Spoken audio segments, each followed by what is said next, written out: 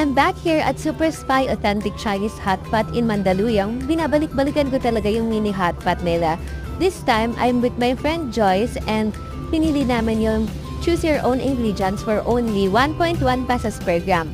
Meron din silang mga set meal if you want, starting from 275 pesos. Pero syempre, mas gusto namin kami mamimili ng mga ilalagay na ingredients para yung mga favorites lang namin yung kukunin, diba? Tapos, after nito, kikiluhin siya para malaman kung magkano yung babayaran ninyo.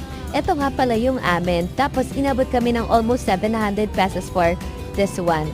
And syempre, meron silang broth na original and mild and super spicy. Yung original yung pinili namin. At pwede mo naman siyang adjustan ng spice level. Depende sa'yo. Yung peanut sauce niya, masarap din. Binabalik-balikan ko rin.